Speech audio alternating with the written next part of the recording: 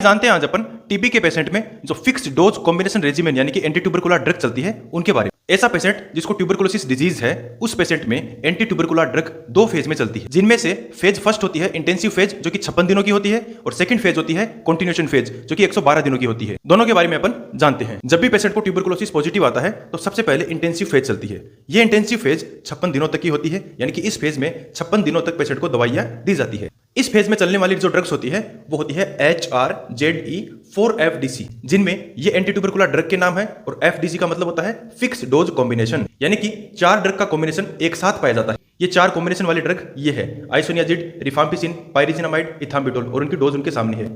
यानी कि आज पेशेंट यदि पॉजिटिव आया है तो आज से लेकर के अगले 56 दिनों तक 56 डोज उस पेशेंट को इन 4 ड्रग की चलेगी। और ये जो इंटेंसिव फेज वाली डोज होती है, इन डोज का जो पत्ता होता है, ड्रग्स का पत्ता होता है, वो रेड कलर का होता है। जैसे पेशेंट की इंटेंसिव फेज खत्म हो जाती है, यानी कि 56 दिन कंप्लीट हो जाते हैं, उसके बाद में पेशेंट को दी जाती है कंटिन्यूएशन फेज वाली ड्रग्स, यानी कि 56 दिन के बाद 57वें दिन से लेकर के अगले 112 दिन तक 112 डोज उसको कंटिन्यूएशन फेज वाली ड्रग्स दी जाएगी। इस फेज में जो ड्रग दी जाती है वो ड्रग होती है HRE3 फिक्स डोज कॉम्बिनेशन। इसमें एक ड्रग कम कर दी जाती है। वो कौन सी कम कर दी जाती है? पाइरिजिनामाइड यहां पर नहीं दी जाती।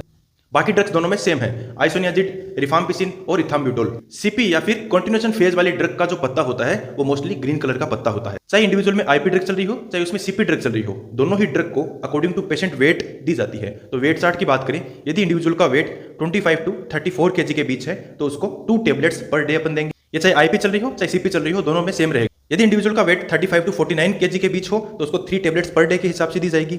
यदि उसका वेट 50 to 64 kg हो तो 4 टेबलेट पर डे।